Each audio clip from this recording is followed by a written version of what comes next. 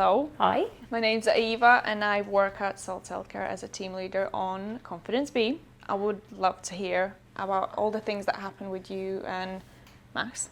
Well, first of all, Max was born with a condition called Hirschsprung's disease. Found out when pretty much from birth. I had a normal pregnancy, everything was fine, but he just wasn't having his first poo when we were in hospital. So we were transferred to the Children's Hospital and they told us about the diagnosis, and we had to do rectal washouts for a long time till he was about 1. He seemed to get on quite well until he was about 4, and he started suffering quite badly with bloating and he wasn't pooing properly. And we actually went on holiday and ended up at a Cardiff Children's Hospital, and then we ended up back in Birmingham. And he started having to have what they call Botox injections under anaesthetic to try and stop him from having to have the stoma. But it just wasn't having it sort of, the first time we had it done would last about 6 months, and we had it done again and it just wasn't lasting as long. Kind of came to the decision last year, so it was June when he finally had the operation. At first, when he first had the operation done, he wouldn't even look at it. It took quite a while for him to want to see it. Going from there where he wouldn't want to see it to now where he takes a bag off himself, and he doesn't really clean it, but I mean he does help to do that. So it's, you know, even in 7 months of him having it done, he's come a long way in coping with that on that side. When he first had it done, he had like a see-through bag, and then his stoma nurse had said that there was the new bags, there was white or black, and he was really pleased by that. He didn't want to see what was inside at first. Yeah. So yeah, he was really excited, especially for the black one. But you've got names for them, haven't you, Max? What do you call your white one? Stormtrooper.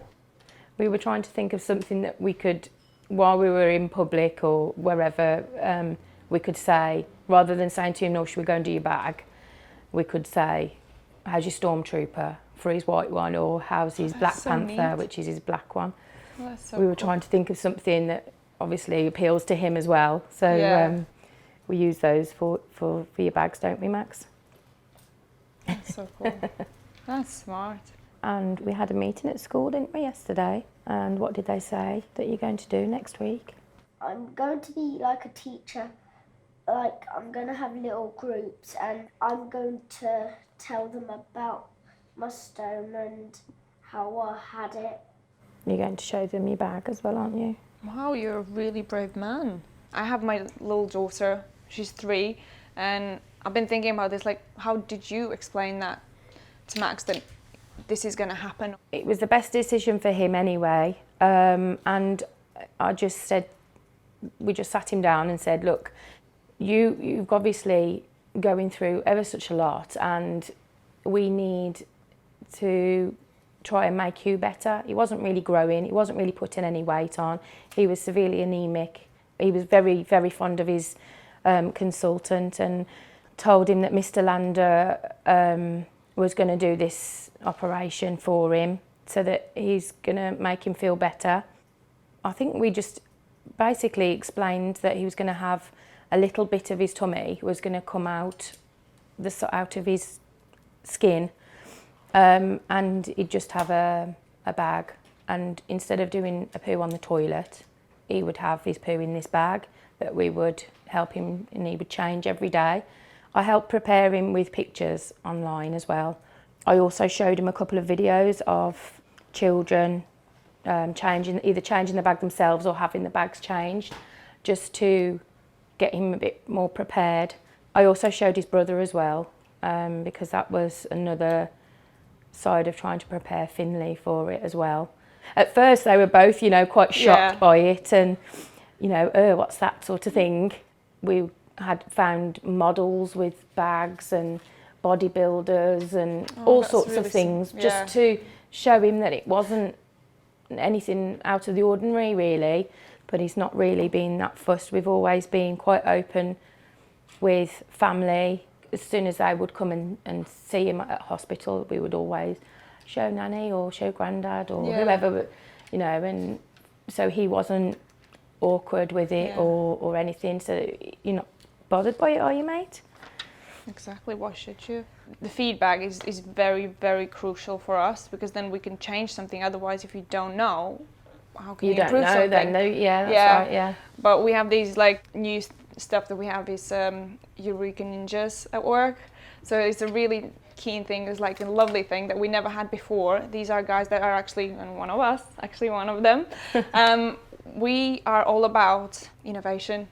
And this year has been like super different with the Confidence B launching and so on. But I think these ideas comes out much more. So hopefully if people comes up more with feedback they had and maybe things we didn't like, maybe the things you did like, then we can improve it even better. Yeah. And it would be like so ideal. How do you do your research? Like how do you try and relate to the patients? What do you do? What we have lately is a lot of training and a lot of talks about like understanding what you go through or a lot of information. But the last thing what we did is wear a bag for a day, which is walking a mile in someone else's shoes. Yeah. Which went really well, where we put some porridge in there and put it on, stick it on, and we went through the procedure of understanding how important it is to put everything in a box. So you have your leaflet, why you put your leaflet, which is you have that guide, otherwise you don't know what you're doing, and then how you measure your stoma, so on. The response was good. People were thinking like, and then they were coming back and saying, you know what, it just like opened my eyes, because it does, it opens your eyes to different understanding. Like, it's not just plastic bag that you make, it's something more. That's just one thing we really do care a lot. We try our new things, we tried this, we tried that, and we're thinking, would this work, would this not work, and finding out what does work is really crucial, especially with this drainable pouch, because as well, my question is it easier to clean it out with this tap? Yes, definitely. Max has started to help clean it when he does empty it, and that's one thing we always use that when we're having to open it up. Yeah, definitely. It's definitely useful. Well, to the end of it, I just wanted to thank you so much for actually coming here, talking to me. It's been amazing to find out all your story, because I think you have some amazing tips or ideas that I think other parents could use, like these choosing the names for the bags. That's amazing. I think that's a good trick that someone's like, yeah, I can do that. So great, really thank you for that. It was a lot of fun, and it's nice to meet Max, because he's such a nice guy. He's going to be really good, and it's nice that he's like sharing the story about himself, and that's all cool. I love it. Thank you for inviting us. When you're at home and you're having to deal with it, you don't think about the other side of you guys doing what you're doing and researching it like you do as well, and even to hear what you've done with the bag and you're like wearing them yourselves. It's really good to hear that you're researching you to get what, you know, how far you're doing with the bags. It's great to hear. Thank you very much from me and Max. It's been really good to talk to you. And you, it was amazing.